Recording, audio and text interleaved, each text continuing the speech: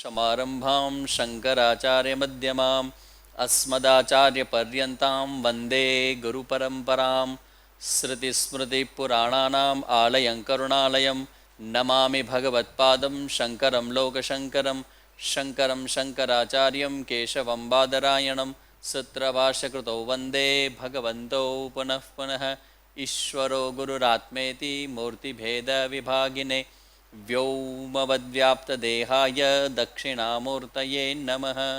ॐ ॐ सहनाववतु सहनो भुनक्तु सह वीर्यङ्करवावहै तेजस्विनावधीतमस्तु मा विद्विषावहै। ॐ शान्तिः शान्तिः शान्तिः।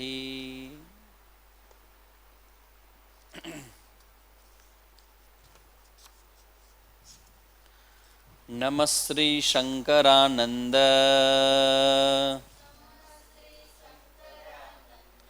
गुरुपादाम्बुजन्मने सविलास महामोह ग्राहग्रासैक कर्मणे तत्पादाम्बुरुहद्वन्द्व सेवा निर्मलचेतसाम् सुखबोधाय तत्त्वस्य विवेकोऽयं विधीयते।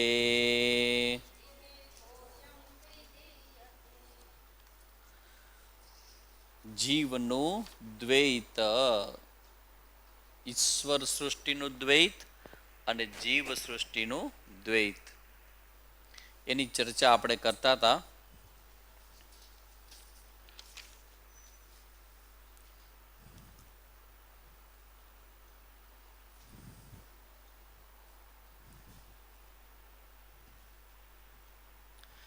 બંધનનું કારણ છે જીવનું દ્વૈત. જીવનું દ્વૈત એટલે કયું દ્વૈત? જીવે પોતાના મનથી બનાવેલું જગત. એટલે હંમેશા પ્રશ્ન જ્યારે આવે ત્યારે સ્વામીજી કે ગુરુજી સમાધાન કેવી રીતે આપે તમારા જીવનના? હું તમને એટલું શીખડાવું છું કે આટલા વર્ષ થયા એટલે હવે મને કહેવા વાંધો નથી. જ્યારે તમે મુશ્કેલીમાં આવો, પ્રશ્નમાં આવો, તમારા પર બહુ મોટો દુઃખનો પહાડ ભાંગી પડ્યો હોય, તમે રોકકડ કરતા હો, ત્યારે સ્વામીજી તમને શું શીખવાડે છે? આ જીવનું જે દ્વૈત છે ને એ રડાવે, અને ઈશ્વર જગત છે ને, ઈશ્વરની સ્મૃતિ છે ને, એ જીવના દ્વૈતને હટાવી દે, જીવ સૃષ્ટિને હટાવી દે. જીવ સૃષ્ટિ હટી એટલે દુઃખ ગયા, ઈશ્વર સૃષ્ટિ આવી એટલે સ્વસ્થતા આવી. અને પહેલાં મેં વાત કરી હતી કે પેઇનનું એક જગત છે, દુઃખનું એક જગત છે. ફિઝિકલ હોય, માનસિક લેવલ ઉપર હોય, બૌદ્ધિક લેવલ ઉપર હોય, અહંકારના લેવલ ઉપર, દરેક દુઃખના એક પ્રકારનું જગત છે. અને દુઃખ છે ને એ બહુ સત્ય વસ્તુ આપણને બતાવી દી. હજી તમે સુખમાં તમે મિથ્યા જોઈ શકો, પણ દુઃખને મિથ્યા નથી જોઈ શકાતું. દુઃખને મિત્ર જોઈ શકાય. એટલે શું કરવું પડે? એટલે આપણું જે જીવ સૃષ્ટિ છે એને સંપૂર્ણપણે દૂર કરી દેવી પડે. તો શું થશે? એ દુઃખ છે એ દુઃખ રૂપે નહીં દેખાય, પ્રોસેસના એક ભાગ રૂપે દેખાશે, સૃષ્ટિના એક ભાગ રૂપે દેખાશે. અને સૃષ્ટિના ભાગ રૂપે હોય તો સહજ અને સ્વાભાવિક હોય એમ. કારણ કે બધા મહાપુરુષો એ દુઃખમાંથી નીકળ્યા છે અને બધા દુઃખોને સહન કર્યા છે, પણ એનું રીઝન તો જવું પડે કે કેવી રીતે સહન થાય દુઃખ. દુઃખમાં કંટાળો કેમ ના આવે? દુઃખથી કંટાળો કેમ ના આવે? How? This is the only reason. આ જે શીખડાવે છે ને કે જીવ દ્વૈત જે છે ને, જીવ સૃષ્ટિનું જે દ્વૈત, આપણા મનથી બાંધેલું જે જગત છે, એને જો દૂર કરતા આવડી ગયું અને એનો અભ્યાસ કર્યો તો કોઈ પણ દુઃખ છે એ હેન્ડલ થઈ જશે. એની type of pain will handle. કારણ કે કોઈ દુઃખ છે એ બે પ્રકારના હોય છે, લોકોને ખબર જ નથી. એક દુઃખ એવું હોય છે કે ખરેખર દુઃખ હોય, અને બીજું દુઃખ એવું હોય કે શું કામ મને દુઃખ થાય છે, કારણ કે એનો આન્સર તો કોઈ દી નહીં મળે, કોઈ દિવસ નહીં મળે. દુઃખ હોય તો ભલે છે, ચાલો હોય, પણ મને શું કામ દુઃખ થાય છે, આવું બધું માથે સાથે કેમ થાય છે? એટલે એ બે દુઃખ ભેગા થઈને ઓલું જે સામાન્ય દુઃખ હોય એ બહુ મોટું બની જાય. એટલે પ્રેક્ટિકલી આપણે જોઈએ ને કે જે લોકો વેદાંતના અભ્યાસો હોય ને એને આ દુઃખ સાથેનું મેનેજમેન્ટ શીખી લેવું જોઈએ, કારણ કે વેદાંતની નિષ્ઠાને એ નથી થવા દેતો. વેદાંતની નિષ્ઠા નથી થવા દેતો આ દુઃખ. સુખમાં શું થશે કે સુખમાં આકર્ષણ આવશે અને દુઃખમાં ફરિયાદ આવશે. હવે આ બંનેમાંથી મુક્તિ મેળવવાની છે. આમ કોઈ પણ બેન વેદાંત ભણતા હશે ને તો બધું બરાબર લાગે, પણ જ્યારે એને ધારો કે પુત્ર વધુ હોય, દીકરાની વહુ હોય, એને બહુ સાચવે તો કેવું સારું લાગે.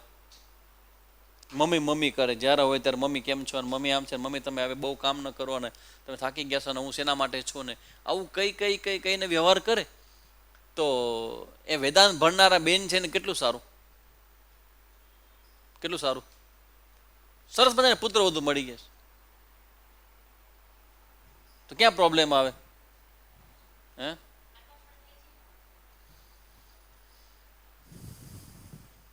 ખબર નહીં, જગતના જીવનના આ બધા ઓર્ડરને આપણે ક્યારે શીખી લેશું, ક્યારે ભણી લેશું, આ ક્યારે સમજી લેશું? જેટલું અનુકૂળ છે ને એ હંમેશા આપણને પસંદ આવે, ગમે, અને એ ગમેલી વસ્તુ હંમેશા મેન્ટેન થાય ને એ આપણને ગમે. પેલું સુખ થાય એ ઈચ્છા કરશો અને એ પછી બીજી ઈચ્છા શું કરશો કે કન્ટિન્યુ કરે, આ ચાલે ને ચલાવવા માટે જે કરવું પડે એ કયા કરવા તૈયાર છું, પણ આ સુખ જવું ન જોઈએ મારું. એટલે જ્યારે સુખ થાય ને ત્યારે એને પકડવાની વૃત્તિ નામ આસક્તિ, અને જ્યારે દુઃખ થાય ત્યારે શું પ્રોબ્લેમ થાય? હે ઓનલી વન થિંગ, કમ્પ્લેન, અસ્વીકાર. ફરજ મીન્સ અસ્વીકાર, નોન એક્સેપ્ટન્સ. તો શીખવાનું શું છે? દુઃખ વખતે સ્વીકાર અને સુખ વખતે આસક્તિના પ્રભાવમાંથી મુક્ત રહેવાનો મરણીયો પ્રયાસ. આ પ્રેક્ટિકલ વેદાંત છે, આ વાતોનું વેદાંત નથી. ઇઝ અ પ્રેક્ટિકલ વેદાંત, વ્યવહારનું વેદાંત છે. તો એટલું સમજીએ આપણે કે અહીંયા જે સમજાવે છે કે જીવ સૃષ્ટિ છે, જીવનું જે દ્વૈત છે એ જ પ્રોબ્લેમનું, બંધનું કારણ મનોમય દ્વૈત છે.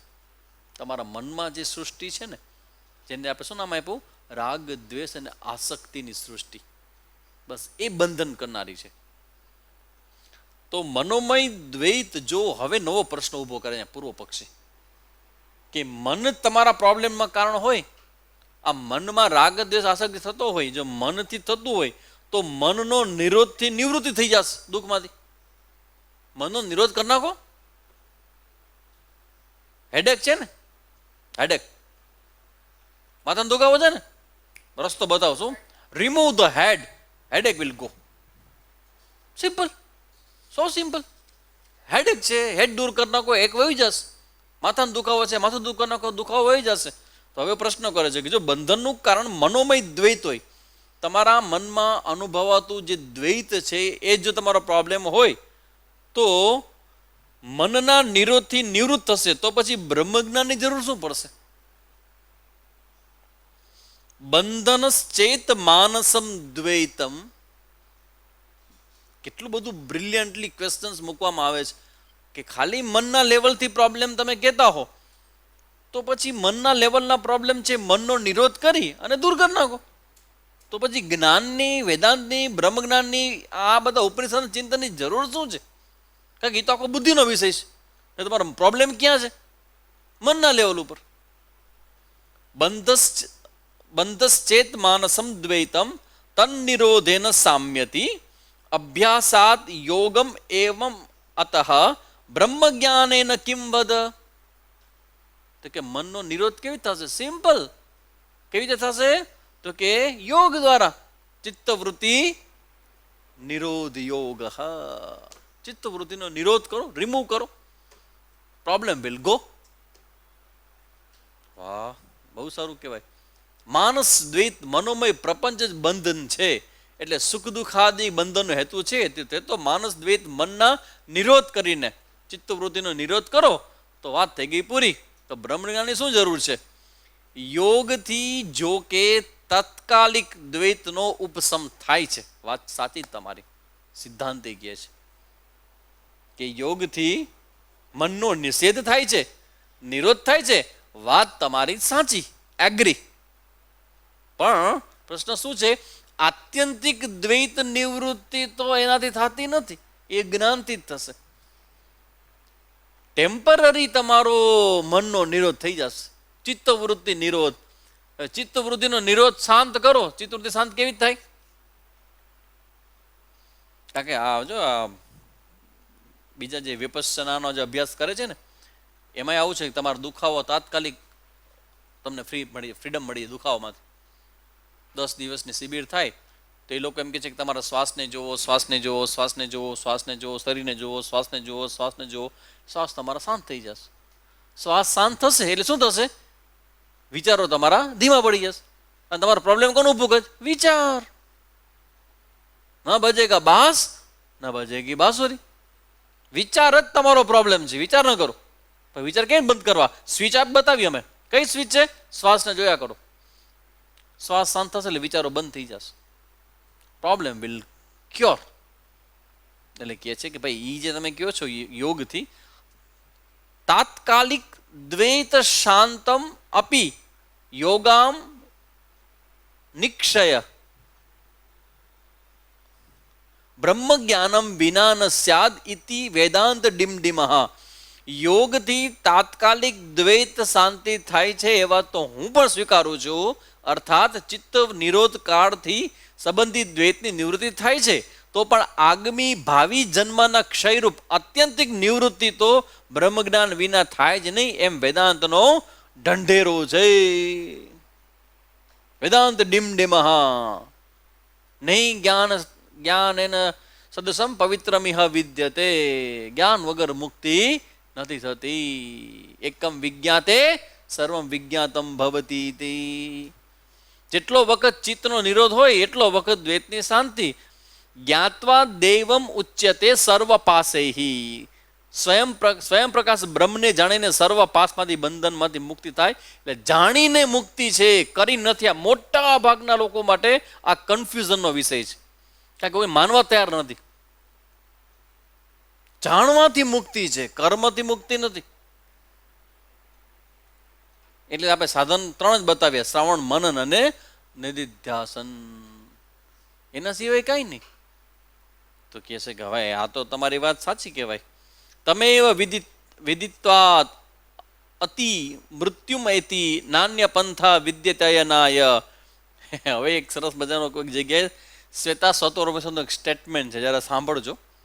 કે મુક્તિ માટે ઉપનિષદને જરા ખોટું લાગી છે. તમે એમ કહો ને કે અમે કરવાથી, કર્મ કરવાથી ને આવ કરવાથી ને તેમ કરવાથી અને પ્રક્રિયા કરવાથી અમે મુક્તિ મળી જાય. તો શ્વેતા સ્વતોર ઉપનિષદ કહે છે યદા ચર્મવદ આકાશમ વેષ્ટિ ઈષ્યતિ માનવાહ. જ્યારે મનુષ્ય ચર્મની પેઠે આકાશને વિટાળશે ત્યારે તદા શિવમ અવિજ્ઞાય દુઃખસ્યાંતો ભવિષ્યતિ. ત્યારે તમે બ્રહ્મને જાણ્યા વિના આ દુઃખજન્ય સંસારનો અંત આણી શકશો. બ્રહ્મને જાણ્યા વિના પ્રક્રિયાથી જો તમે મોક્ષની પ્રાપ્તિ કહેતા હો તો થશે. ક્યારે થશે? ચર્મની પેઠે.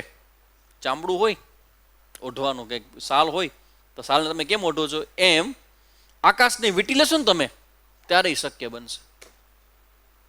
આકાશને ઓઢો ચર્મની પેઠે, શક્ય જ નથી. આ પોસિબલ નથી.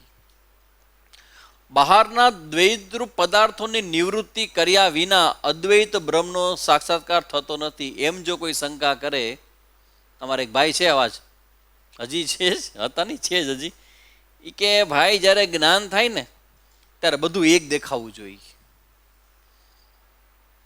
કે જ્ઞાન થાય ને એટલે તમારા મનમાં જે કંઈ હોય ને મને ખબર પડી જવી જોઈએ. તમે તો સર્વવ્યાપક માનો છો ને? મેં તો હા. તો જ્ઞાન થાય બધું એક ન થઈ જાય? એ જ વાત અહીંયા છે. કે બહારના દ્વૈત રૂપ, આ બહાર જે અલગ અલગ અલગ દેખાય છે, જગત દેખાય છે, એ પદાર્થોની નિવૃત્તિ કર્યા વિના અદ્વૈત બ્રહ્મનો સાક્ષાત્કાર થતો નથી. પછી કેવું થાય? જ્ઞાન થાય ત્યારે તમે પૂછશો કે બાબાજી આપ ભોજન करेंगे क्या? भोजन के लिए पूछती है. ब्रह्म कभी भोजन करता है? नहीं बाबा, वो तो नहीं करता है. मैं ब्रह्म हूं, मैं भोजन नहीं करता हूं, मगर ये खाएगा. ये छोड़ेगा नहीं. ब्रह्म कभी नहीं खाता है. તો કે છે કે બહારનું જે દ્વૈત છે એનો જ્યાં સુધી દૂર નહીં કરો ત્યાં સુધી અદ્વૈત નહીં થાય. પ્રેક્ટિકલી દૂર થવું જોઈએ બધું. અને જ્યારે જ્ઞાન થઈ જાય ને બધું એક બ્રહ્મ દેખાવું જોઈએ. એ પૂર્વ પક્ષી છે, સિદ્ધાંતિ નથી આ. એટલે બહારનું બધું જ્યાં સુધી બે બે દેખાય છે, ટેબલમાં ને આ તમારા હાથમાં ફેર લાગે છે, ત્યાં સુધી બ્રહ્મ જ્ઞાન થયું નથી. તો કે છે અનિવૃત્તે અપી. આ પંચદશીકાર ખબર ને, સંપર્કમાં ઘણા બધા એવા મહાપુરુષો આવ્યા હશે કે જેના ચિંતનમાં એને પ્રોબ્લેમ દેખાણો હશે. એટલે અત્યારથી શિષ્યને તૈયાર કરે છે કે આવી શંકા ન રાખજો, આવું ન વિચારજો. It's a wrong thinking. અમારા સામે જ એવું કહેતા કે જે વિચારવા જેવું છે એ વિચારવાનું હોય, અને જે વિચારવા જેવું ન હોય ને એનો ત્યાગ પણ કરતા શીખવું છે કે આ વિચાર ન કરાય. શું કામ ન કરાય? આગળ જઈને વિરોધ આવશે, એ આ શિષ્ય જોઈ ન શકે. પ્રશ્નો ત્યાં જ ઊભા થાય, કારણ કે આગળ જતા એનો વિરોધ આવે છે ને એ એને ખબર ન પડે કે જો હું એમ કહું છું કે આમ છે ને હું આમ માનું તો આગળ જતા વિરોધ આવશે, એ કલ્પના ન કરી શકે. એટલાથી તૈયાર કરે છે આપણને કે ભાઈ જો તમે એમ કહેતા હો કે બહારનું બધું આમ એક થઈ જાય ત્યારે જ બ્રહ્મ જ્ઞાન થાય, એવું નથી. કે ઈશ્વર રચિત અનિવૃત્તે અપી ઈશ સૃષ્ટે દ્વૈતે તસ્ય મૃષાત આત્મવત બુદ્ધ્વા બ્રહ્માદ્વયમ બોધુમ શક્યમ વસ્તુ ઐક્યવાદિનઃ. ઈશ્વર રચિત દ્વૈતની નિવૃત્તિ થયા વિના પણ બહારનું જગત છે એ એક ન દેખાય તો પણ ઈશ સૃષ્ટિ પ્રપંચનું મિથ્યાપણું જાણીને બ્રહ્મના અદ્વૈતપણાનું કથન કરનારા જ્ઞાનીને અદ્વૈત બ્રહ્મ જાણવું શક્ય છે. જ્ઞાન થયા પછી પણ જગત જુદું જુદું દેખાવાનું છે. જ્ઞાન થયા પછી પણ તમારો વ્યવહાર ચાલવાનો છે. જ્ઞાન થયા પછી પણ પેલા જે દેખાતું હતું એવું જ જગત અલગ અલગ ભાગમાં દેખાશે દેખાશે ને દેખાશે, તો પણ તમને જ્ઞાન થઈ શકે. અહીંયા વાત કરે છે. એટલે બહારનો જગતનું ફિઝિકલી બહારનું જગત આખું આમ કાંઈ દેખાવું જ ન જોઈએ, ખાલી ભ્રમ દેખાવો જોઈએ, ખાલી ભ્રમ. આમ જ બેસે 7 દિવસ સુધી. કેમ? તો કે એને ભ્રમ દેખાઈ ગયો. આપણે દેખાતું નથી, એને ભ્રમ દેખાઈ ગયો. ખબર નહીં, પણ બહુ મોટું સ્ટેટમેન્ટ કરું છું. જ્ઞાન થવાનું કોઈ બાહ્ય લક્ષણ જ નથી. Not at all. જ્ઞાન થવાનું કોઈ બાહ્ય લક્ષણ નથી, ક્યારેય નહીં. બહારના લક્ષણો બધા મનના છે, જ્ઞાનના નથી. એટલે અહીં વિરોધ કરે છે કે બહારનું જગત રજ્જુમાં સર્પ, છીપમાં રૂપું વગેરેની પેઠે ઈશ્વર રચિત દ્વૈત પ્રતીત થવા છતાં પણ વાસ્તવમાં મિથ્યા છે. એક એક્ઝામ્પલ આપો. આ શું કહેવા માંગે છે કે બપોરના 1 વાગે તમે જાતા હો ડામર રોડ ઉપર, ને ઉપર સામે તમને પાણી દેખાય આગળ, તો એ પાણી સાચું છે કે ખોટું છે? મૃગજળ કહેવાય ને. સાચું છે ખોટું છે? ખોટું છે. હવે તમે ખોટું જાણી લ્યો પછી દેખાય કે ન દેખાય? પણ તમે જાણી ગયા ને ખોટું છે. તમે તો વિજ્ઞાનનો સ્ટુડન્ટ છો, તમને ખબર પડે કે આ સૂર્યના પ્રકાશના કિરણ રિફ્લેક્ટ થાય છે એટલે આ બાકી છે જ નહીં, આ ખોટું છે. એ જાણ્યા પછી દેખાય કે ન દેખાય? તો ફરક શું પડે? જાણ્યા પહેલા દેખાતું હતું, જાણ્યા પછી દેખાય, તો ફરક શું પડ્યો? Very good. આ બંધ થઈ જશે, ભાગવાનું બંધ થઈ જશે, સત્યપણું વયું ગયું. એટલે મેં કીધું કે બ્રહ્મ સત્ય જગત મિથ્યા હોય તો ભોગ કરવામાં શું વાંધો? તો પછી ખબર પડી જાય કે જી બ્રહ્મ જ્ઞાન થયું નથી, મિથ્યા છે. તો મિથ્યામાં પ્રવૃત્તિ છે નહીં, પ્રવૃત્તિ કે કારણ તો હોય કે નહીં? નો. બ્રહ્મજ્ઞાની માટે એ ચર્ચા બહુ એટલી બધી છે, જોતા ચર્ચા છે, મન થયું કે આ ચર્ચા ભલભલા પહોંચેલા સ્વામીઓને હલાવી દે એવી ચર્ચા છે આની અંદર. આમાં જ આના પછીના શ્લોકમાં ચાલુ થાય છે. જીવદ્વૈત એ એક પ્રકાર નથી, બે પ્રકારનો છે, અને એની ચર્ચા છે. જોઈએ આપણે, બહુ સરસ, વેરી વેરી ઇન્ટરેસ્ટિંગ ચર્ચા.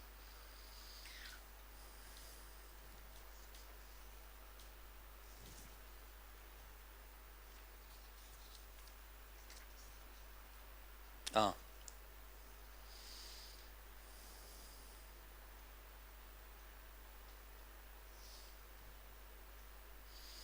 પ્રલય થઈ જાય. આ બીજું એક લોજિક લઈ આવે છે કે આ ઈશ્વરનું સૃષ્ટિનું જે જગત છે ને, એને જ્ઞાનને ક્યાંય કોઈ વિરોધ નથી, સંબંધ નથી સીધો. કેવી રીતે? તો કે ધારો કે પ્રલય થયો તો દ્વૈત તો વયું ગયું બધું. અત્યારે બધું અલગ અલગ દેખાય છે કે નહીં? આટલા બધા લોકો બેઠા છે, અહીંયા બેઠા, પંખો નાન તે બધું અલગ અલગ દેખાય. પ્રલય થઈ જાય એટલે શું થઈ જાય? બધું વયું જાય. તો પછી જે અજ્ઞાની છે એનું તો કામ પૂરું થઈ ગયું ને, વિલય થઈ ગયો, બધું એક થઈ ગયું. તેને જ્ઞાન થશે કે નહીં થાય? જેને હજી જ્ઞાન નથી થયું એને જ્યારે પ્રલય થાય ત્યારે શું થાય? પ્રલય વિશે ઈશ્વરકૃત જગતની નિવૃત્તિ થઈ જાય છે. તો તે કાળમાં અદ્વૈત જ્ઞાનના વિરોધી દ્વૈતનો અભાવ હોય છે. બરાબર? આ દ્વૈત બધું વયું ગયું, જે આપણા જ્ઞાનથી વિરોધી લાગે એ બધું વયું ગયું, એ બધું ચાલ્યું ગયું. તો પણ ગુરુ શાસ્ત્રાદિરૂપ જ્ઞાન સાધનોના અભાવને લીધે પછી ગુરુ પણ ન રહ્યા, શાસ્ત્ર પણ ન રહ્યું, અભ્યાસ માટેનું શરીર પણ ન રહ્યું, કાંઈ ન રહ્યું. તો આ બધાના અભાવને લીધે અદ્વૈત વસ્તુ પરમાર્થ બ્રહ્મ છે એ જાણવાને શક્ય થતું નથી. એટલે અજ્ઞાની વસ્તુ જ્ઞાની ન થઈ જાય. જીવાત્માઓ જ્યારે ભગવાનમાં સમાઈ જાય ત્યારે અજ્ઞાની જીવાત્મા અજ્ઞાની રૂપે જ પાછા પ્રગટ થાય, એ જ્ઞાની ન થઈ જાય. તે ઉપરથી ઈશ્વર સૃષ્ટ દ્વૈતનું નિવારણ અભાવ અદ્વૈત જ્ઞાનનું કારણ નથી એ સમજાય છે. કારણ કે આ દ્વૈત જગત રહેવા છતાં પણ જ્ઞાની બની શકે છે, અને આ દ્વૈત જગતને રિમૂવ કરવાથી પણ બધા અજ્ઞાની છે જ્ઞાની બની જતા નથી. જોકે ઈશ્વર સૃષ્ટિ દ્વૈતનો નાશ અદ્વૈત જ્ઞાનનું કારણ નથી, તો પણ દ્વૈત સન્મુખ વિદ્યમાન હોય ત્યાં અદ્વૈત વસ્તુનું જ્ઞાન કેમ થાય? તો તમે વાત માની લીધી, ચલો કે આ જગત રહેશે જ દ્વૈત, તો પછી આ દ્વૈત જગત રહેશે તો પછી અદ્વૈતનું જ્ઞાન કેમ થશે? તો કે અબાધકમ સાધકમ ચ દ્વૈતમ ઈશ્વર નિર્મિતમ અપનેતુમ અશક્યમ ચેત ઇત્યાતાહ તદ્વિષ્યત્રે કુતઃ. ઈશ્વર રચિત દ્વૈત અદ્વૈત જ્ઞાનનું બાધક નથી. એટલું જ નહીં, પણ તે દ્વૈતના મિથ્યાત્વ જ્ઞાન દ્વારા જ અદ્વૈત જ્ઞાનની ઉત્પત્તિ શ્રુતિ વિશે કરી છે, શ્રુતિના પ્રમાણથી થશે. અદ્વૈત હોવા છતાં અદ્વૈતનું જ્ઞાન કેના થશે? શ્રુતિના પ્રમાણથી થશે. કેમ કે ગુરુ શાસ્ત્રાદિક રૂપ તે ઈશ્વર સૃષ્ટ દ્વૈત જ જ્ઞાનનું સાધન છે, અને આકાશાદિક દ્વૈત આપણાથી નિવારણ કરી શકાય તેવું નથી. આ બધું ધારો કે રહી જશે તો પણ પ્રમાણ અને આચાર્ય એ બંનેના પ્રયોગથી, એ બંનેની કૃપાથી આપણી બુદ્ધિમાં આ દ્વૈત જગતનું જે સત્યત્વ છે ને એ રિમૂવ થઈ જશે. સાપને મારવાનો નથી, ઝેર કાઢી નાખવાનો છે, ધેટ્સ ઓલ. એ કરશે. હવે એક નવો ટોપિક ઇન્ટ્રોડ્યુસ કરે છે. જીવ સૃષ્ટ દ્વૈતની ભેદપૂર્વક ત્યાજ્યતા. જીવ સૃષ્ટિ જે છે એ એકની બે પ્રકાર એની છે. હવે ટોપિક ચાલુ થઈ જા. This is wonderful topic. અહીંયા કામ અને ક્રોધ અને લોભ અને દ્વેષ એ બધી ચર્ચાઓ છે, અને એ જ્ઞાન સાથે એને ક્યાં પ્રોબ્લેમ આવે છે, અને એને જ્ઞાનના યાત્રામાં આ બધાને રિમૂવ કરવું શા માટે જરૂરી છે એની ચર્ચા છે. હવે સાંભળો. જીવ રચિત માનસ દ્વૈતના વિભાગ કરી બતાવે છે. આપણે માનસ મનના સ્તરે બે જીવના જે દ્વૈત છે ને, જીવ જગત, જીવનું જગત એટલે શું? રાગ દ્વેષ આસક્તિ મમતા કામ ક્રોધ આ બધું છે એ જીવની અંદર રચેલું જગત છે. હવે એના આવી કહે છે કે જીવદ્વૈતમ તુ શાસ્ત્રીયમ અશાસ્ત્રીયમ ઇતિ દ્વિધા. જીવનું દ્વૈત છે એ બે પ્રકારનું છે, એક શાસ્ત્રીય છે અને એક અશાસ્ત્રીય છે. બે પ્રકારના દ્વૈત. આ શું કામ તમે આવી ચર્ચા કરો છો? કારણ કે આ બધું હલાવી દેવું તમારું બધું છે ને. આપણે બધું એમ થઈ જાય કે આપણે બધું બરાબર છે, કે આપણે બધું નોલેજ છે, જાણીએ છીએ ને કરીએ છીએ ને. પણ આ ચર્ચા એટલા માટે છે કે એટલી બધી ઊંડાણમાં જાય છે, આ બુદ્ધિને તીવ્ર બનાવે છે, કુશાગ્ર બનાવે છે. થિંકિંગ, એવા સરસ મજાનું થિંકિંગ. એક મુદ્દો મૂકે, એનો વિરોધી ઊભું કરે, પોતે એને ક્લિયર કરે, બીજો મુદ્દો મૂકે, એને ક્લિયર કરે, ત્રીજો મુદ્દો. ધીમે ધીમે ધીમે ધીમે ધીમે ગાડી હાલે છે. તમે આમાંથી પસાર થઈ જાય, તમારી બુદ્ધિમાં એક પ્રકારની નવી પેટર્ન જન્મશે, વિચાર કરવાનું સામર્થ્ય. તો હવે એ કહે છે કે જીવદ્વૈતમ તો શાસ્ત્રમ અશાસ્ત્રમ ઇતિ દ્વિધા ઉપાદિતમ શાસ્ત્રીયમ તત્વસ્ય અવબોધનાત. જીવદ્વૈત તો શાસ્ત્રીય એટલે શાસ્ત્રના વિશે અને અશાસ્ત્રીય એવા ભેદ કરીને બે પ્રકારનું છે. આત્મ તત્વના સાક્ષાત્કાર પર્યંત એટલે જીવ બ્રહ્મની એકતાનું જ્યાં સુધી જ્ઞાન થાય ત્યાં સુધી શાસ્ત્રીય દ્વૈતનું ગ્રહણ કરવું, ત્યાગ ન કરવું. તો કે હવે પેલા શાસ્ત્રીય દ્વૈત તો કયો કે ઈ વળી કયું દ્વૈત છે? અમે તો એક સમજી ગયા હતા, આસક્તિ ને રાગ ને દ્વેષ ને. તો પાછો પોતીકું મારું જ વાત છે બધી. આ તો મને બરાબર સમજાઈ ગઈ હતી. એમાં પાછા બીજા બે છે. તો કે હા, એમાં બે છે. કેવી રીતે? તો કે સાંભળો, શાસ્ત્રીય દ્વૈત કોને કહેવાય? આ બધા લખો છો ને બેઠા બેઠા, સાંભળते કઈ ખબર નહીં પડે. પછી બીજે પૂછીશ તો કે હે આવું આવી ગયું હે. બહુ સરસ છે, ભણવા જેવો ગ્રંથ છે. શાસ્ત્રીય દ્વૈત કયું? તો કે સાંભળો, આત્મ બ્રહ્મ વિચારાખ્યમ શાસ્ત્રીયમ માનસમ જગત બુદ્ધે તત્વે તચ્ચ હેયમ ઇતિ શ્રુત્ય અનુશાસનમ. આત્માથી અભિન્ન બ્રહ્મ વિચાર નામક જે માનસ જગત છે, અર્થાત પ્રત્યેક આત્મા રૂપે બ્રહ્મનો વિચાર જેમાં વર્ણવેલો છે એવું બ્રહ્મ વિચારાખ્ય શ્રવણ, મનન, શાસ્ત્ર, ગુરુ, આ બધું દ્વૈત છે કે નહીં? આ દ્વૈત કેના માટે છે? જીવસૃષ્ટિ માટે છે. પણ એ શેના માટે છે? તો કે એ તો વ્યવહાર કરવા માટે છે. જે તમે અદ્વૈતની વાત કરો છો તો ગુરુ ને શાસ્ત્ર ને આત્મા ને બધું એક જ છે ને. All is one. હા, ઓલ ઇઝ વન. તો કરો બંધ, ચલ આવી જા બાજુમાં, હાય ગુરુ, એવું કરીએ અંતે તો બધું અદ્વૈત છે ને. કોઈ પાઠ કરો છો કે નહીં ગુરુ ગીતાનો? ગુરુ ગીતાના પાઠ કર્યો હોય તો ખબર પડે. આ ચર્ચા છે તેમાં.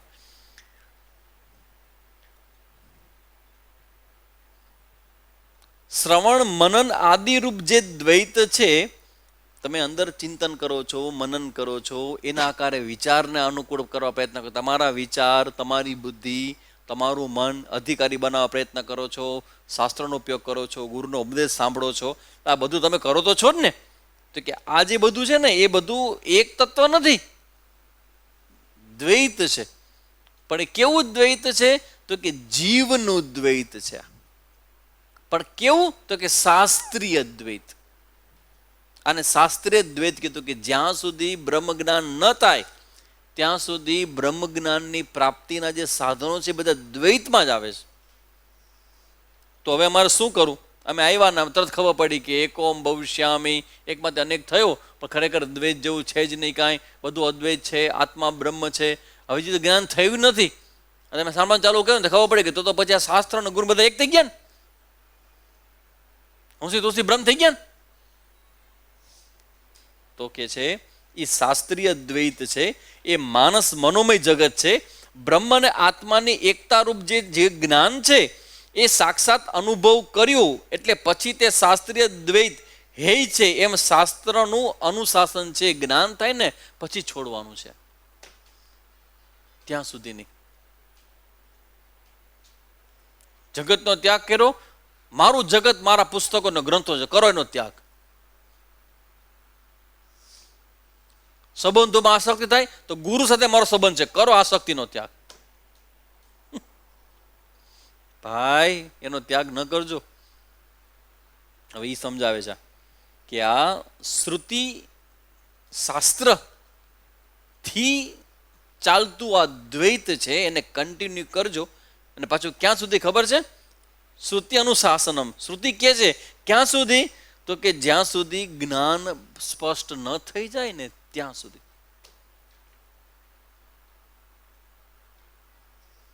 આ શાસ્ત્રનું ચિંતનની શું જરૂર છે? આ ઘણા લોકોએ મને કચ્છમાં પ્રશ્ન કરેલો છે, બ્રહ્મ જ્ઞાન કરવું હોય તો બ્રહ્મ ક્યાં છે? મેં તો અંદર છે. આત્મા ક્યાં છે? અંદર છે. શાસ્ત્ર ક્યાં જોવાનું હોય ભાઈ? જોવાનું ક્યાં હોય? બહાર.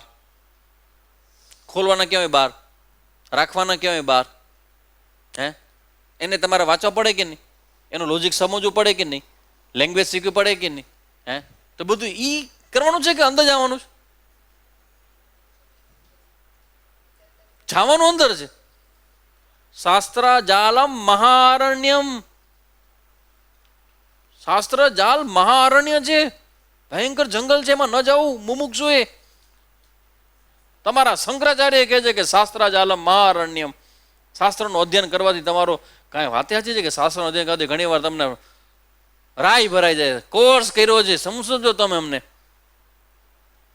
आप गृहस्थी क्या ब्रह्म को जानो, कोर्स करके आया हूं मैं 2.5-3 साल तक, यही क्या है, पूछो जहां से पूछना है, 2 मिनट में जवाब दे दूंगा.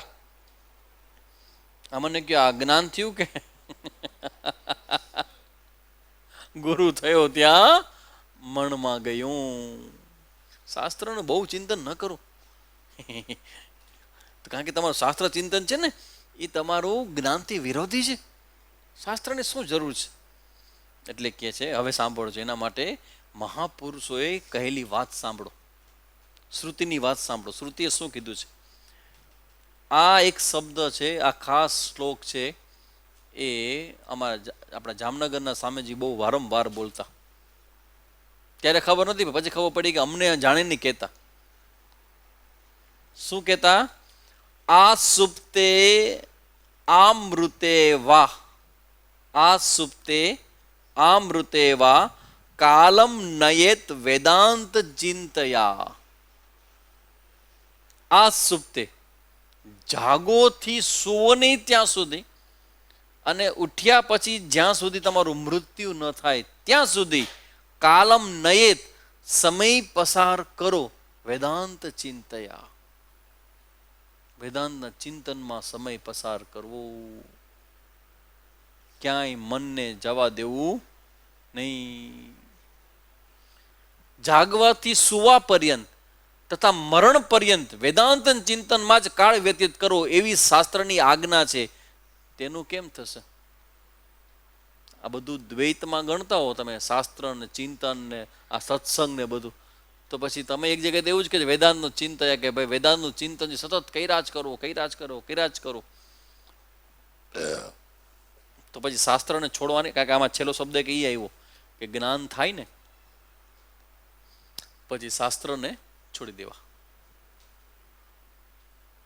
આફ્ટર નોલેજ, જ્ઞાન નિષ્ઠાવાળું થઈ જાય પછી શાસ્ત્રને તમારે છોડી દેવા. તો કે તમે શાસ્ત્રને છોડવાની વાત કરો છો તો તમારું કોટેશન જ કહે છે કે ભાઈ જીવીએ ત્યાં સુધી આપણે આ મંત્ર જપ ક્યાં સુધી કરવાના છે? જીવીએ ત્યાં સુધી. કે એ કેવા મંત્ર જપ કેવા વળી? આ જ્ઞાન ક્યાં સુધી, આ સત્સંગ ક્યાં સુધી કરવાનો છે? મરીએ ત્યાં સુધી. તો તમે તો કહો છો કે જ્ઞાન થાય પછી સત્સંગની જરૂર નથી ને. નિષ્ઠા ન થાય ત્યાં સુધી બરાબર છે, ત્યાં સુધી બધું દ્વેષ ચલાવ્યા. પણ નિષ્ઠા થાય પછી, જ્ઞાન થઈ જાય પછી તો રાજા ને અમે, હા પછી રાજા. પછી શાસ્ત્ર ચિંતન ન કરે હાલે ને પછી હાલે. તો કે કાં તમે કહેતા હતા ને કે કરવું જોઈએ, છેડો દે કરવું જોઈએ, છેડો દે કરવું જોઈએ. કારણ કે આ વિશેષતા છે નહીં. ના ના, ટોપિક જુદો છે. હવે એને એ કહે છે એમ કે તમે આજે છેલ્લું ચરણ પકડો છો, એની આગળનો શ્લોક ખબર તમને? તો કે ના. તો કે સાંભળો એ શું કહે છે. આગળ કહે છે દધ્યાન્ન અવસરમ કિંચિત કામાદિના મનાગપી. કામ આદિકને જરા પણ ચિત્તમાં અવકાશ આપવો નહીં. એ આગળનું વાક્ય છે. કામ, ક્રોધ, લોભ, દ્વેષ, ઈર્ષાને જરા પણ દધ્યાત, નવસરમ કિંચિત, નાનો સરખો પણ અવસર આ તમારા આંતરિક શત્રુઓને પ્રગટ થવા માટે દેવો નહીં, જે મનમાં રહેતા શત્રુ છે. એટલે કે અહીં કામાદી જીવન મુક્તિ સુખના વિરોધી છે. આ વાક્યને તમારું હૃદય જેટલું નાનું હોય મોટું હોય એમાં કોતરી લેજો. બહુ મોટું સિક્રેટ છે. કાંઈ કીધા કર્યા વગર ધીમેકથી બોલી નીકળી ગયા આગળ. શું બોલી ગયા? કામ આદિ. કામ આદિ એટલે બધા આવેશ. ક્યાં વાંધો છે આવેશમાં? જીવન મુક્તિ સુખના વિરોધી છે. જીવન મુક્તિ, બે મુક્તિ છે, એક જીવન મુક્તિ અને એક વિદેહ મુક્તિ.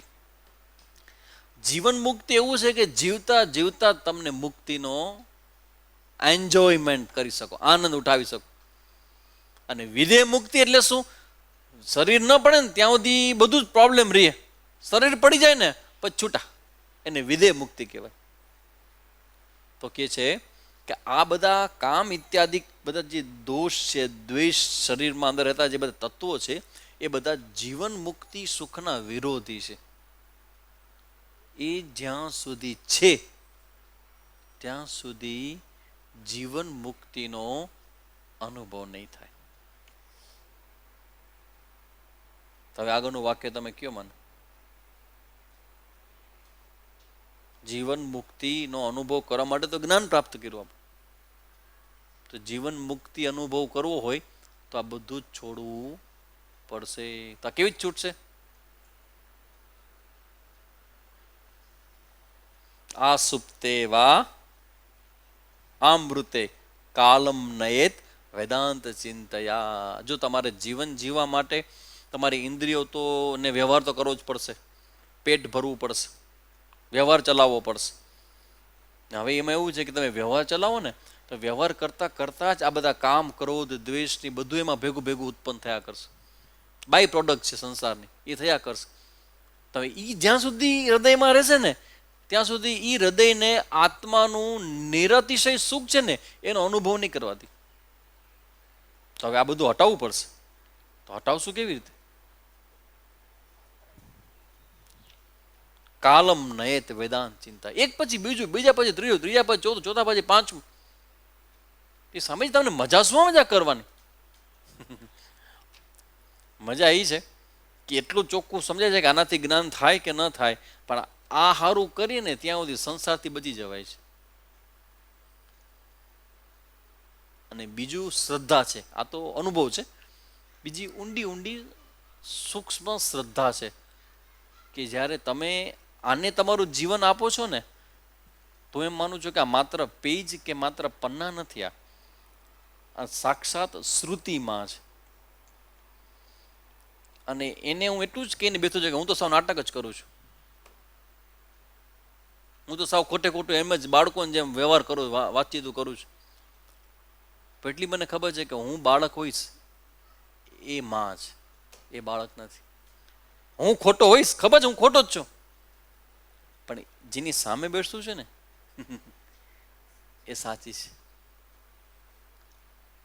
તો હું સંસારમાં હરું ફરવું ને મજા મસ્તી કરું એના કરતાં આમાં જોયા કરો તો શું વાંધો છે? આની ચર્ચા કર્યા કરો શું વાંધો છે? કારણ કે અમે લોકોએ, મને આ યાદ છે હજી દિવસો જ્યારે અમારો કોર્સ પતે ને એટલે મોટા ભાગના અમારા 98%, 96% બ્રહ્મચારીઓને રોગ લાગે. હવે એકાંતમાં જવું છે અને બીજી ભૂમિકા, ત્રીજી ભૂમિકા, 7મી ભૂમિકા સુધી ગુરુજી પહોંચી જવું જ મારે. જુનાગઢના જંગલ છે, અમારા ઓળખીતાનું એક બે જણા જંગલમાં કુટિયાઓ છે, રૂમ બૂમ વ્યવસ્થાઓ છે. તો બસ પ્રકૃતિનો કલકલાટ, એ કોયલનો અવાજ, ચકલીના ચીચી, એ પંખીઓ ને પ્રાકૃતિક વાતાવરણ, નીરવ શાંતિ, મનુષ્ય નામનો પ્રાણી મારા સિવાય કોઈ નહીં. એવી નીરવ શાંત એકાંત જગ્યામાં કોર્સ કર્યા પછી વહી જવું છે, શાંતિમાં વહી જવું છે, અહીંયા જ રહેવું, ચિંતન કરું છું. કારણ કે રમણ મળશે આખી જિંદગી યાદ. એટલે અમને બધાને મનમાં આઈડિયલ હોય ને, આઈડિયલ, આને અંગ્રેજીમાં કહેવાય ફેન્ટેસી. આ ફેન્ટેસી એવું છે કે જેને થાય ને એને કોઈ દી ખબર ન પડે કે એને ફેન્ટેસી છે. પણ ગુરુજી કોને કે આંખ જોઈને કહી દે કે બકા તું પાછો જા, તું વયો જા, ઘર ભેગો થા ને તો પાછો થાઈશ તું. જંગલમાં અહીંયા મહેલ બનાવીશ અને અહીંયા સ્પીકર મૂકીશ, મોટા મોટા ભૂંગળા મૂકીશ અને ત્યાં તું શિબિર શિબિર શિબિરને અવાજ દઈશ. ગુરુજીએ કીધું કે જાઓ અને શાસ્ત્ર ચિંતન કરો અને લોકોને કરાવો. એટલે અમે કીધું કે સ્વામીજી હવે અમારું કાચું હોય ને અમે લોકોને પાકું કેમ કરાવીએ? સ્વામીજી કીધું કે મેં તમને ક્યાં કીધું કે લોકોને પાકું કરાવવા જાઉં છું? તમને આ સંસાર રૂપી જંગલમાં રહેવાની છૂટ એટલે આપું છું કે હાથમાં શ્રુતિને ભેગી રાખજો, શાસ્ત્રને ભેગા રાખજો, ચિંતનને મૂકજો નહીં. ત્યાં સુધી અમને આજ્ઞા છે, તમને કોઈને કહું દઉં કે એક વ્યક્તિ આવે ને તોય સત્સંગ ચાલુ રહેવો જોઈએ તમારો. કારણ કે એ વ્યક્તિ માટે નથી, તમારા માટે છે. તમે પુસ્તક વાંચશો, તમે જોશો, પછી તમે ચિંતન કરશો, પછી જ્યારે ચિંતન કરાવશો ત્યારે પણ તમારે પોતાના જ એમાં જાતનું જે કંઈ તમે બોલો છો તે તમને પોતાને જ દેખાશે કે શું આ કરવા જેવું શું કરવા જેવું નથી. તો ધીમે ધીમે ધીમે તમને જ વિવેક કરવા માંડશે કે આ કરાય ને ન કરાય. કે સુધી દર વખતે કહેશે હવે આખું ચિંતન કામ ક્રોધનું છે, અને પછી ને બધા જ શ્લોક એવા છે કે કામ ક્રોધને શું કામ ત્યાગ કરવો જોઈએ. એના વગર કે આ જીવન મુક્તિ નહીં મળે, આનંદ નહીં મળે, આત્માનું સુખ નહીં મળે. તો એટલે કહે છે કે ભાઈ આ શ્લોક છે ને એમાં સ્પષ્ટપણે બતાવે છે કે ભાઈ આ અંદરના જે શત્રુઓ છે ને એ શત્રુઓને જરાય પણ અવસર ન દેવો. એટલે તમારો સમય જેટલો આમાં જાય શાસ્ત્ર ચિંતનમાં એમાં ગાળો. એ વાત છે અહીંયા. પણ ખરેખર આખી જિંદગી શાસ્ત્ર ચિંતન કરવાનું છે એવું નથી, પણ અંદરના શત્રુઓને રિમૂવ કરવા માટે આ તમારી કમિટમેન્ટની અપેક્ષા રાખવામાં આવે છે. પણ એકવાર થઈ ગયું, એકવાર સમજાઈ ગયું 2 + 2 = 4, તો પછી બગડો એકડો ક્યાં સુધી ઘૂંટવાનો? તમને અહીંયા સુધી આવડી ગયું 2 + 2 = 4, પછી એકડો ઘૂંટવાનો ના આવડે ત્યાંથી ઘૂંટવાનો. આવડી ગયા પછી પાટી પેન લઈને નીકળો છો, ત્રીજામાં આવ્યો તો પાટિકા, તો એકડો ઘૂંટવાની મજા આવે છે નો. હવે આગળ વધે છે. તત્વબોધના ઉત્તર કાળમાં શાસ્ત્રીય દ્વૈતની ત્યાજ્યતાનું પ્રતિપાદન કરવાવાળી શ્રુતિઓ. આ એક થોડોક ટોપિક નવો છે. શાસ્ત્ર ચિંતનનો પણ એક જગ્યાએ ત્યાગની વાત છે, કોઈ દી આપણે સાંભળ્યું નથી. અહીંયા પંચદશીકાર કહે છે કે એના માટે શ્રુતિનું પણ પ્રમાણ છે. શાસ્ત્ર્યાણી અધિત્ય મેધાવી અભ્યસ્ય ચ પુનઃ પુનઃ પરમં બ્રહ્મ વિજ્ઞાય ઉલ્કાવતાન્ય યથોત્સૃજેત. વિવેકાદિ સાધન સંપન્ન બુદ્ધિવાળો અધિકારી પુરુષ શાસ્ત્રોનું ગુરુમુખથી શ્રવણ અધ્યયન કરીને તે શાસ્ત્રોનો વારંવાર અભ્યાસ કરીને આ બધું કર્યા પછી પરબ્રહ્મને સંશય આદિ રહિતપણે જાણીને પછી શું કરવાનું? પછીનું એક વાક્ય બહુ સરસ છે. અર્ધ દગ્ધ લાકડાની પેઠે શાસ્ત્રનો ત્યાગ કરવો. અર્ધ દગ્ધ લાકડું એટલે શું? અડધું બળેલું, એનો ત્યાગ કરવો. શું કામ? તો કે જુઓ ભાઈ, તમે રસોઈ ચડાવવા માટે લાકડાની અગ્નિ કરો, તમારી દાળ ને ભાત ને ચડી જાય, અડધું જ લાકડું બળ્યું છે, તો પછી તમે એ અગ્નિને કોન્ટિન્યુ કરો કે પછી ઉતારીને જમવા બેસી જાઓ? તો અડધું લાકડું હજી અડધું બાકી છે ને. That's all. ભલે બળે, મૂકી દો, એને આગું મૂકી દો, એનું કામ પતી ગયું, એનું કામ પતી ગયું. એટલે કે આ પરબ્રહ્મને વિશે જ્યારે સંશય આદિ રહિત, સંશય રહિત એટલે કેવું ખબર છે? એ નિત્ય સુખની પ્રાપ્તિ થઈ જાય એ પછી આની કોઈ જરૂર નથી. આ તમને નડે નહીં, પણ તમને જરૂર નથી. કોક માટે કરતા હું તમને લાગતું કે લોક સંગ્રહ કરવા માટે જરૂરી છે તો કરો. કારણ કે યજ્ઞ આપણે જનક રાજાને ભણવા માટે અષ્ટાવક્ર મુનિ જ્ઞાની છે તો એને ભણાવ્યા તો ખરે, એને ભણાવવાની શું જરૂર હતી? બધું બ્રહ્મ છે. જનક રાજા ક્યાં મેદાનમાં આવ્યા? પણ ભણાવવાને કારણે એનું જ્ઞાન ઘટી જશે. ફિલ્મમાં જઈને બેસવું કરતા સારું નહીં ભણાવ? ફિલ્મમાં જઈને બેસવું કરતા આને સારું નહીં ભણાવ? ભણાવો. શું વાંધો છે? What is wrong? નથી. તો ચાન્સ તો છે જ, તમારું પાકું થાય કે ન થાય, પણ તમે ચાલુ કરો. પણ શાસ્ત્રની વાત એવી છે કે નિષ્ઠા થઈ જાય પછી તમને ફ્રીડમ છે. ભણો તો સારું, ન ભણો તો સારું, તમારા ઉપર છે, ડિપેન્ડ્સ અપોન યુ, તમે જે કરો એ. મેધાવી બુદ્ધિમાન પુરુષે ગ્રંથનો અભ્યાસ કરીને જ્યાં જ્ઞાન વિજ્ઞાનમાં તત્પર થાય ત્યારથી ધાન્યથી મતલબ રાખનારા જેમ પલાલ તથા તણખલા વગેરે ભૂસાનો ત્યાગ કરે છે તેમ અશેષ ગ્રંથનો ત્યાગ કરવો. જ્ઞાન થઈ જાય પછી બહુ ચિંતા કરવી નહીં.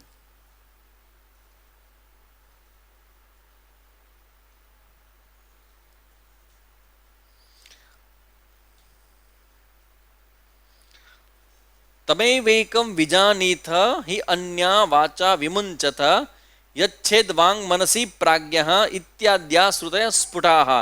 શ્રુતિમાં કહે છે એક બ્રહ્મ અભિન્ન આત્માને જ તમે જાણો, અન્ય વાણી છોડી દો. એ બરાબર છે, એ આપણે જોઈ ગયા છે. હવે બીજું દ્વૈત છે, આ શાસ્ત્રનું દ્વૈત છે ને, એટલે શિષ્ય બનીને ગુરુને વેદાંતની વાતો ન કરવી. ગુરુ કે જરા લાવતો પટ્ટી, જરા લોહી નીકળ્યો છે. અરે ગુરુજી, બ્રહ્મ સત્ય છે ને આ પટ્ટી બધી મિથ્યા છે. આવું બ્રહ્મ જ્ઞાન ગુરુને દેવું નહીં. ધ્યાન રાખો. ઘણી વાર શિષ્યને બહુ દો ને તમે, તો હજી બિચારા શિષ્ય તૈયાર ન થયા હોય કે કાચા હોય બધા, કારણ કે વૈરાગ્ય વગરનું શિષ્ય કાચું જ કહેવાય. પણ એ પાછા તમારા પર તથાસ્તુ કરશે કે અરે ગુરુજી सब मिथ्या है, क्या उनाड़ा, क्या सियाड़ा, क्या चौमासा, क्या ठंडी लगना, आपको थोड़ी ठंडी लगती है, साल बाल के क्या जर दे दो हमको. તો એવું ન કરવું, વસમાસુર ન થવું. હવે એક સરસ ટોપિક ચર્ચા આવે છે ને, જે જીવનું બીજું અશાસ્ત્રીય દ્વૈત છે ને એ સમજી લ્યો. આ તો સમજાઈ ગયું કે જ્યાં સુધી જ્ઞાન ન થાય. એટલે એમ કહેવાય છે કે એક સંસ્કૃતમાં શ્લોક પણ છે, કોટેશન છે કે ગુરુ સાથે ક્યારેય અભેદ ન કરવું. ગુરુ અને શિષ્યની ભૂમિકા હોય, ગુરુથી ક્યારેય અભેદ ન કરવું, ક્યારેય ન કરવું. મનસા કરો નતું કર્મણા.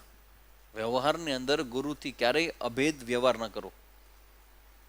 અભેદ એટલે બધું હરખું છે, આવો ભાઈ સરખા, આપણે બે સરખા. ગુરુજી કેળું એક જ છે, જણા બે છે, આપણે કટકો અડધો તો કરી લઈ ગયા, 50 તમે 50 મારું. ગુરુ કે બરાબર છે, પણ શિષ્ય આવું કે ગુરુને કે આ જ્ઞાન થઈ ગયા પછી આવો આને શું કે ખબર છે, ઘણી વાર જ્ઞાનનો નશો જોડે. જ્ઞાન ન થાય, જ્ઞાન નશો જોડે અને ઉતરી જાય પાછું. નશો જોડે ઉતરી જાય. હવે કે છે બીજું દ્વૈત. બીજું જે દ્વૈત છે ને એ સંપૂર્ણપણે ત્યાગ કરો. શાસ્ત્રીય દ્વૈત છે ને એનો ત્યાગ ન કરો, પણ બીજું જે દ્વૈત છે જીવનું, જીવકૃત બીજો જે અશાસ્ત્રીય દ્વૈત છે એ કયું? હવે સાંભળો.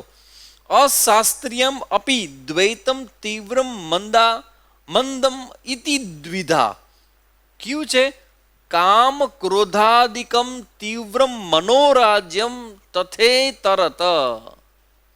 અશાસ્ત્રીય જે જીવ સૃષ્ટિ છે એમાં કયું તે પણ તીવ્ર અને મંદ એવી રીતે બે પ્રકારનું કામ ક્રોધાદિ રૂપ તીવ્ર છે અને મનોરાજ્ય રૂપ મંદ છે. આ કામ ક્રોધ અને મનના બધા વિકારો, એ જે બધું છે એ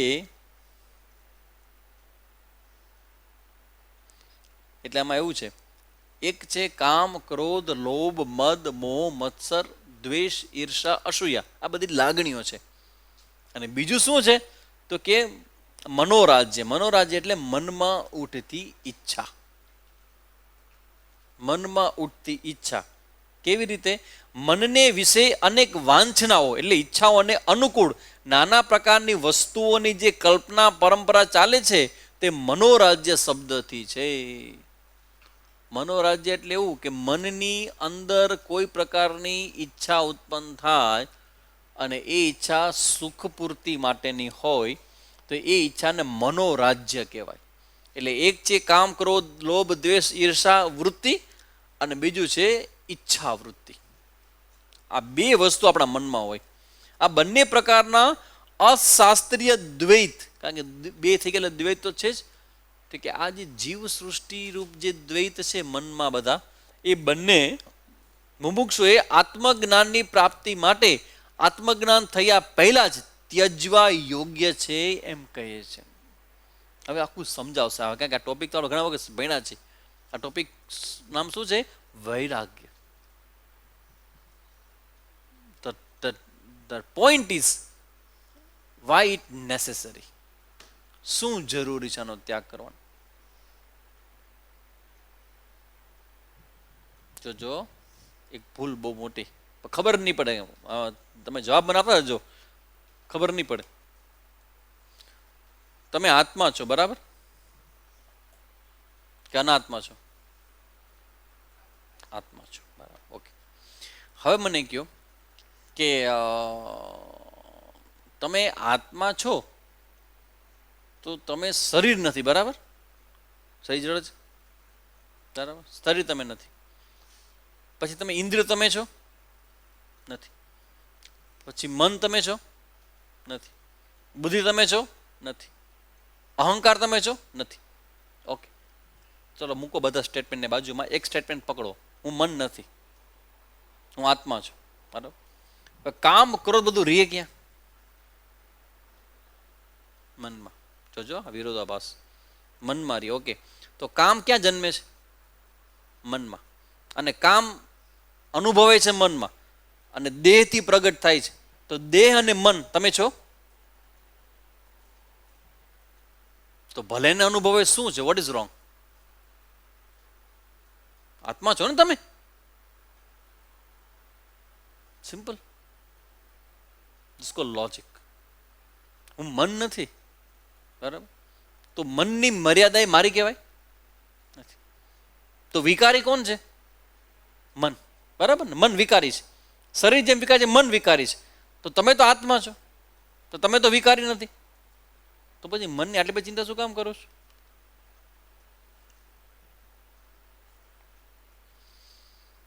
વેદાંતને સમજનારા કેટલા લોકો છે અહીંયા ટ્રેપ થઈ જાય છે. આનો આન્સર ન મળે ને તમે આ વાત સાચી જ લાગે. ભલે હસતા હસતા કહીએ હું શિબ્રમ ને તું શિબ્રમ, પણ જો આનો આન્સર ન મળે ને તો સાચું બની જાય. હું તો આત્મા છું, જગત તો મિથ્યા છે, બરાબર ને? તો મિથ્યા જગતમાં મન વિકારી પામે તો મને શું નથી લેવા દેવા? ભલે વિકાર પામે. એટલે આ બહુ મોટો આરોપ આવી જશે વેદાંત ઉપર. મનમાં ત્યાં હટાવવાની જરૂર નથી કાંઈ, ભલે રહ્યું. ભલે મારા મનમાં ગમે તો વિકાર હોય, તો હું બ્રહ્મ જ્ઞાની છું, હું તો બ્રહ્મ છું, હું તો આત્મા છું. છે જવાબ તમારા પાસે આનો? તમે કોઈ પણ વસ્તુને જ્યારે જાણો ને ત્યારે ઘણા એના વિરોધી હશે, અને તમે જે જાણો છો ને વધારે બહુ સ્ટ્રોંગ કરો ને તો વિરોધી હંમેશા આજુબાજુમાં જ રાખો. તમે ક્યારે પ્રશ્ન કર્યો નથી મને, પણ આ કેટલો મોટો પ્રશ્ન છે. જવાબ તો 1 સેકન્ડનો જવાબ છે, વધારે સમય નથી આનો. પણ તોય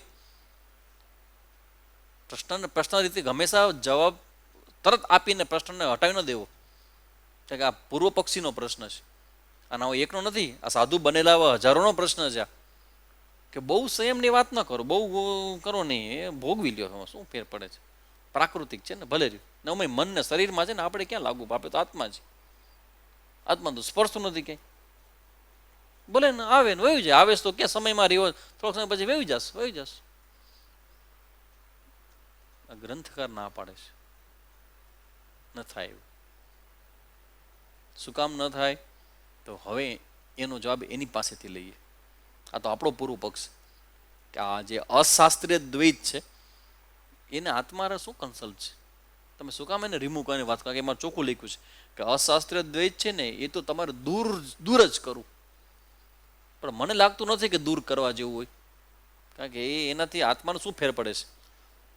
હવે એ પોતે કહેશે કે શું ક્યાં તકલીફ થશે આનાથી, ક્યાં વાંધો આવશે આપણને આ બધી વસ્તુનો. સાંભળો, આત્મજ્ઞાન થયા પહેલા જ આ બધા જ તમારા મનોજગતનો ત્યાગ કરવો જોઈએ. શા માટે?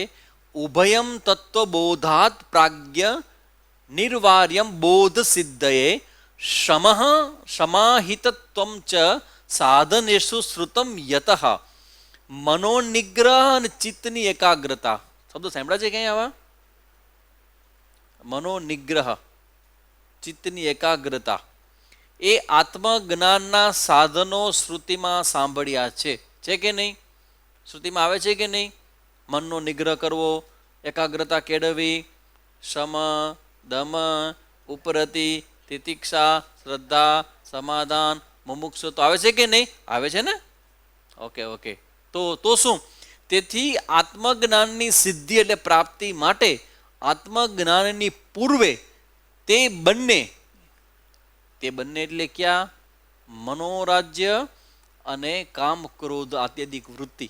આપણા જીવ સૃષ્ટિનો જે અંદરનો જે બીજો ભાગ છે જે અશાસ્ત્રીય છે, અશાસ્ત્રીય પાછા બે ભાગ પડ્યા, એક કામ ક્રોધવાળી વૃત્તિ અને એક મનોરાજ્ય જેમાં ઈચ્છાઓ છે. તો આ બંને છે એ તીવ્ર અને મંદ. એમાં એ લોકોએ એક શબ્દ એડ કર્યો, તીવ્ર. કામ ક્રોધ વધારે તીવ્ર અને ઈચ્છાઓ જન્મે એને મંદ કીધું. એ બંને અશાસ્ત્રીય દ્વૈત દૂર કરવા યોગ્ય છે. આ દૂર કરવા યોગ્ય છે. કેવી રીતે? એક શબ્દ છે ઉપનિષદમાં એનો, કારણ કે આ ઉપનિષદ વગર તો હાલશે જ નહીં. એ બહુ અને બેસ્ટ વસ્તુ છે. પંચદશિકા ઉપનિષદના કોટ ભેગા જ રાખશે. શાંત દાંત ઉપરત તિતિક્ષુ સમાહિત શ્રદ્ધાન્વિત ભૂત્વામ અન્યેવ આત્માનમ પશ્યેત. શ્રુતિનું વાક્ય છે. શું કહે છે શ્રુતિ? બૃહદારણ્યક ઉપનિષદમાં. ભણ્યા છે બૃહદારણ્યક? નહીં, બૃહદારણ્યક નથી ભણ્યાજી, સીધા પંચદશીમાં આવી ગયા છો. એ ભગવાન, ભાઈ બૃહદારણ્યક કોઈ ભણ્યું છે આમાંથી? આંગળી ઊંચી કરે. નતું ભાઈ, બૃહદારણ્યક ભણ્યા છો? નથી ભણ્યા? ભલે ભલે ભલે, ભગવાનને પ્રાર્થના કરજો કોરોના જાય અને બૃહદારણ્યક ન ભણે ત્યાં સુધી જાય નહીં અમે પૃથ્વી ઉપરથી. એવી પ્રાર્થના કરજો ભગવાનને, ભણાવશું બૃહદારણ્યક. આ શ્રુતિમાં કહ્યું છે કે બ્રહ્મ વિદ્યાના અધિકારી થવા માટે પ્રથમતઃ શાંત દાંત આદિ ગુણયુક્ત થવું જોઈએ. તો તેમાં શાંત પદે કરી વિધેય થતો ગુણ જે શમ, દમ ઇત્યાદિ જે છે એ બધું જીવ સૃષ્ટ તીવ્ર અશાસ્ત્રીય દ્વૈત કામ ક્રોધ વગેરે જે છે, એટલે કે કામ ક્રોધ આદિ તેનો ત્યાગ કહ્યો છે. અને સમાહિત એટલે સમાધિ પદે કરીને બીજું મનોરાજ્ય રૂપ જે મંદ જીવ દ્વૈત છે એનો પણ ત્યાગ સૂચવે. એટલે સૌથી પહેલું વાત તો કે શ્રુતિ કહે છે કે આનો ત્યાગ કરવો જોઈએ. કોને ત્યાગ કરવો જોઈએ? બ્રહ્મ જ્ઞાન મેળવવું છે એને. તો તમારે બ્રહ્મ જ્ઞાન મેળવવું હોય તો તમારે આનો ત્યાગ કરવો પડશે. કોણ કહે છે? સૌથી પહેલા શ્રુતિ કહે છે. તર્ક હવે મેદાનમાં આવશે. શ્રુતિ કહે છે કે આ તમારે આનો ત્યાગ કરવો પડશે. એવો મૂળ ગ્રંથકારનો આશય છે, એવો શ્રુતિનો આશય છે.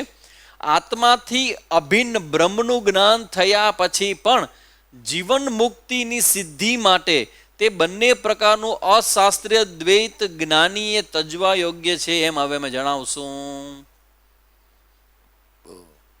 જીવન મુક્તિનો જેને અનુભવ કરવો છે એટલે કે જ્ઞાનમાં નિષ્ઠાવાળું જ્ઞાન જોઈ છે એને. જ્ઞાન કેટલા પ્રકારના હોય? બે પ્રકારનું. એક એવું છે કે નિષ્ઠા વગરનું જ્ઞાન, એક છે નિષ્ઠાવાળું જ્ઞાન. તો નિષ્ઠાવાળું જ્ઞાન હોય એનું લક્ષણ ભગવાન શું આપે છે? જેને જ્ઞાનમાં નિષ્ઠા છે એનું લક્ષણ ભગવાન આપે છે પ્રજહાતિ યદા કામાન. કામાન આવ્યો શબ્દ? પ્રજહાતિ છોડે છે. પ્રજહાતિ યદા, યદા એટલે કન્ડિશન છે. જ્યારે મનોગતાન મનમાં રહેતી ઈચ્છા, દ્વેષ, કામ, ક્રોધ, લોભ ઇત્યાદિ જે બધી અંદરની નેગેટિવ ભાવનાઓ છે, બધી વૃત્તિઓ છે, પ્રજહાતિ છોડી દે છે. પ્રજહાતિ યદા કામાન સર્વાન પાર્થ મનોગતાન. આ બધું કેવી થશે? આત્મન્યેવ એટલે શું? મને સમજાણું નહીં કે કામ ક્રોધ ને બધું છોડવું અને આત્મામાં તુષ્ટ થવું, એનું શું કનેક્શન છે? છોડવાની વાત ખબર પડી કે ચલો તમારા મનમાં રહેલી બધી કામનાનો ત્યાગ કરવાનો છે. હવે આમાં કહે છે કે જ્યારે આ કામનાનો ત્યાગ થાય છે ત્યારે શું થાય છે? આત્મન્યેવાત્મના તુષ્ટ સ્થિત પ્રજ્ઞ તદોચ્યતે. જ્યારે આ બધું મનમાંથી આનો ત્યાગ થાય ત્યારે શું થાય? આત્મની એવ આત્મના સંતુષ્ટ. શબ્દને પકડો, સંતુષ્ટ. આઈ એમ ઓકે, બરાબર છે. તમે જ્યારે આ બધી ઈચ્છાઓને પૂરી કરવા માટે દોડો છો ને ત્યારે તમે શું મિસ કરો છો? સંતુષ્ટનો ગુણ મિસ કરો છો. પોતાના આત્માથી જ પોતાને સંતોષ થાય એ સ્ટેટસને તમે ગુમાવી દો છો. કામ, ક્રોધ, લોભ એને જ્યારે તમારા હૃદયમાં સ્થાન આપો છો ને ત્યારે તમે અંદરની જે શાંતિ છે ને ગુમાવી દો છો. માણસ ક્યારેય કામ, ક્રોધ, લોભ છોડવા તૈયાર થાય જ્યારે ખબર પડે કે મને સામે સુખનો સાગર મળશે. એ તો ઘણી એવું થાય કે જે સંસારમાં સુલભ હોય એ સુલભ સુખો બધા આ ઇન્દ્રિયજન્ય સુખ છે તો બધા બ્રહ્મચારીને સંન્યાસીઓનો ત્યાગ શું કામ કરતા હશે? ઇન્દ્રિયના સુખો કેટલા જોરદાર હોય, આટલા સરસ. કારણ કે માણસો ગમે તેવું હોય પણ લગ્ન તો કરવું જ છે ને, સુખ લેવા માટે સંસાર. તો એ પ્રશ્ન થાય કે જે આટલું સરસ બધાને સુખદાયક હોય એને આ બધા બ્રહ્મચારી, સાધુ, સંન્યાસી બધા ત્યાગ શું કામ કરે છે? વાય? તો કે છે એ બધા ત્યાગ એટલે કરે છે કારણ કે એને એવું સુખ મળે છે કે એ સુખના પ્રભાવમાં, એ સુખની હાજરીમાં બીજા કોઈ પ્રકારના સુખની જરૂર એને પડતી જ નથી. એ ઉલટાનું એમ કે છે કે એ સંસારના સુખ છે ને સુખ નથી, દુઃખ છે. શું દુઃખ છે? એને મેળવવા કેટલા બધા લાગી ગયા પાસ થવા માટે પરીક્ષામાં, કેટલા બધા લોકો એક્ઝામ આપતા ને કેવી કેવી લિંક લગાડે, કેવી ઓળખાણ લગાવે, કેટલા બધા લક્ષ્મી દેવીને આમથી તેમ થાય, ગાંધીજીની નોટ આમથી તેમ થાય, કેટલા બધા લાગી હોય. એટલે બધા લાગેલા હોય એમાંથી તમને કંઈક મળે. કેટલી વેલ્યુએબલ હોય વસ્તુ, કેટલી વેલ્યુએબલ છે. પણ આંખ બંધ થઈ ગઈ તો